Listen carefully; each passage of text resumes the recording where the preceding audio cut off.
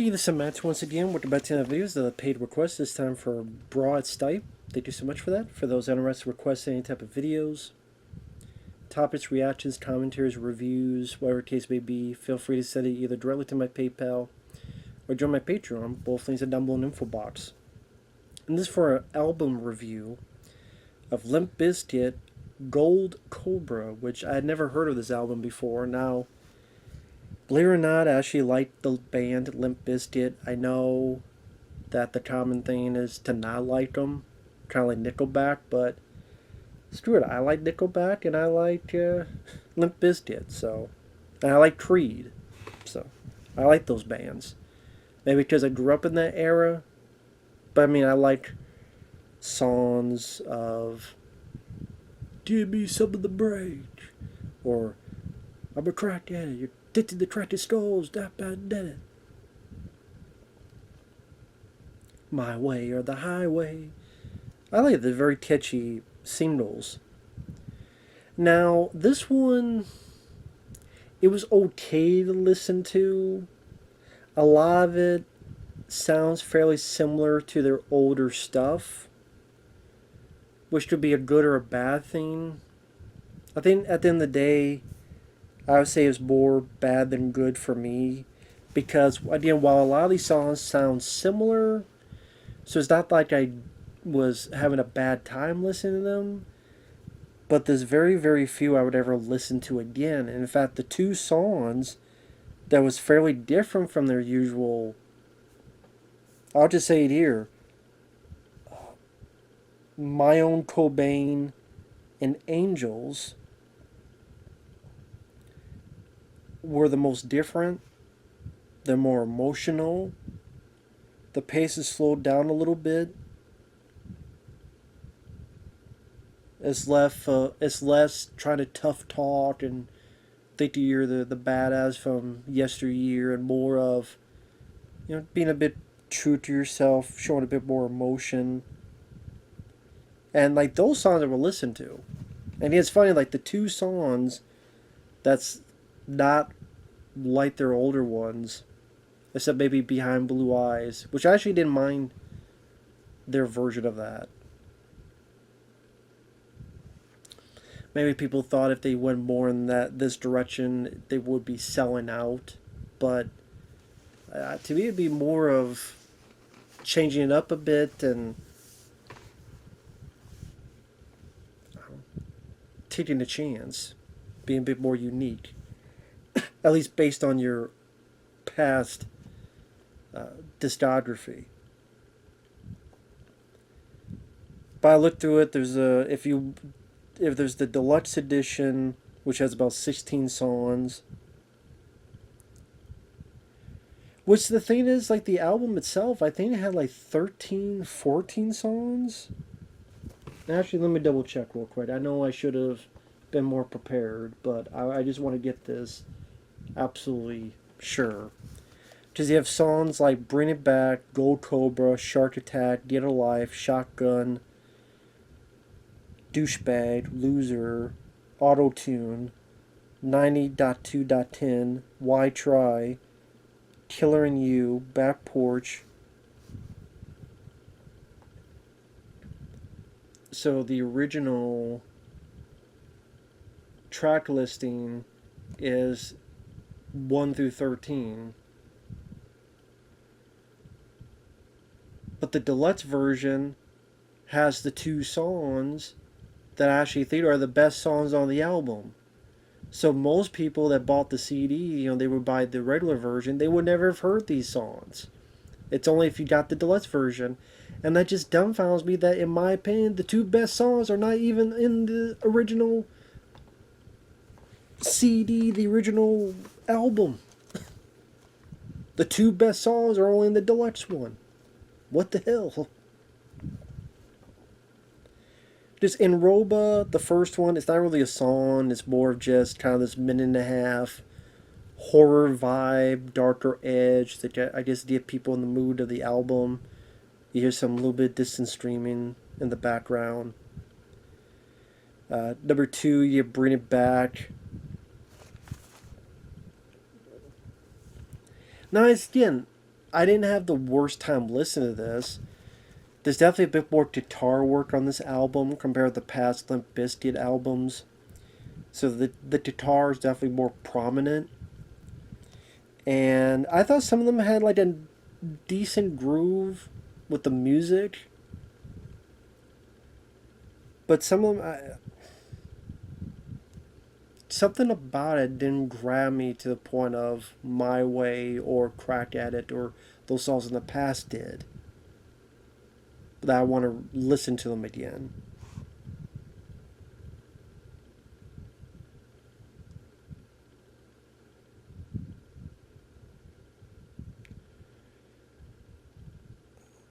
But I mean, bringing back, like I said, it had a nice groove guitar work. That's about all I could remember though of that song. And the third one, Gold Cobra, I didn't mind the chorus. I don't know what you call it, because I'm not that musically inclined, so I'm never good at doing these music reviews. But it's like, holding the gold, it's so golden, y'all, golden cobra.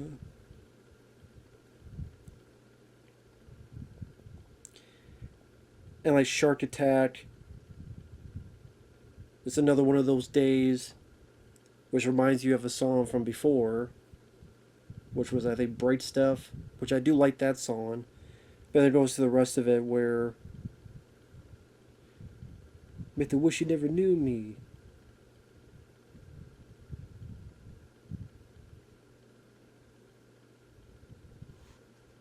Turn their turn the great white ass to sushi. Make the wish they never knew me. Turn the great white ass to sushi. There's some nice guitar riffs on this, but it's definitely darker, maybe a more angry album. Maybe this is in sort of defense mode of being mocked for so long, people giving them crap for so long. But then you kind of wish, if that's the case, then just blurt out and go after your detractors and really show like more heartfelt lyrics to it. But here is kind of just wannabe tough guy lyrics. Which you would say maybe that worked back in the day, but now that you're much older, it just comes off as a bit more try hard.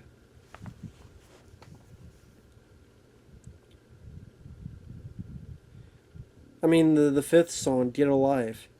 I'm a hit, now I'm hated. Just hating because I motherfucking made it. Don't let the world bring you down. I would say that was my favorite part of that song. The more streaming parts I was less interested in. But like that was the part that I kind of liked the most. When he calmed things down a little bit and the lyrics, okay, a little bit more into why you're doing this in the first place, what you're mad about. Instead of just screaming, being pissed.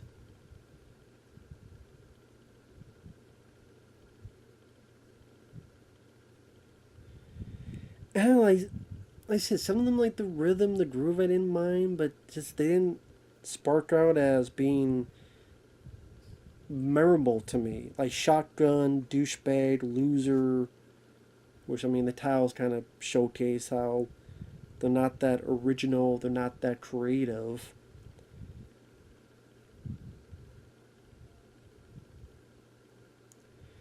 You have playing a little bit for your weed to grow. Everybody jumps from the sound of a shotgun. Or Douchebag, I'm gonna fuck you up, fuck you up. Oh yeah, I'm gonna fuck you up, fuck you up.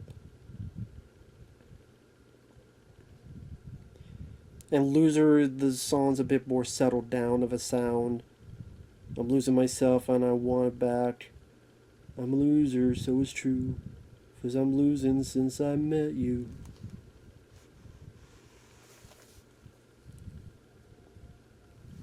Autotune seems like they're making fun of people that use auto-tune, but they don't really say any names. Let me see you rock. I'll keep you rocking and shot in the floor. Killer in you. Leatherface is a pussy. Don't compare having. And the reason I keep pausing, I'm trying to remember like the way he's saying it, so just be reading out loud.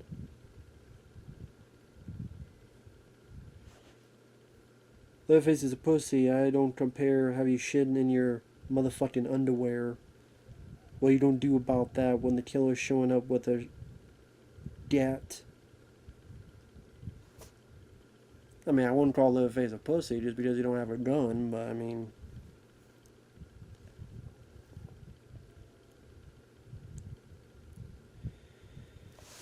So yeah, it's one of those things that, okay, I'm enjoying it because it reminds me of older Linkin Park. Linkin Park. Wow. Limp Bizkit. I don't mind Fred Durst's voice. I can appreciate that they try and do a bit more guitar work compared to in the past. So it's one of those I'm listening to it and I'm minding the beat, but at the same time, just something about it just didn't have that extra oomph to really make it a classic or anything. So maybe, there are people that like the album. Maybe at points it's a serviceable album. I would say of the first 13, some of the songs I could deal with was Loser, Go Cobra, maybe Back Porch. It's a party in the back porch. Because I do remember liking the sound and beat to that one.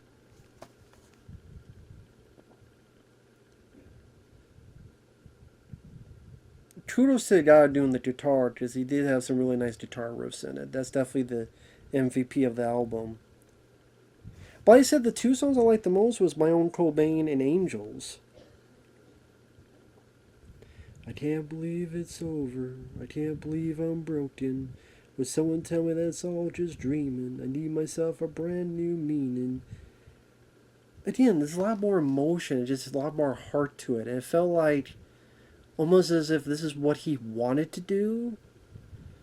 These two songs. But then it's like, well, I can't do that because the audience is expecting this other stuff, which is the first 13 songs. And we're just going to throw this on the deluxe one to give a little taste of other stuff we want to do. I'm like, no, do more of this.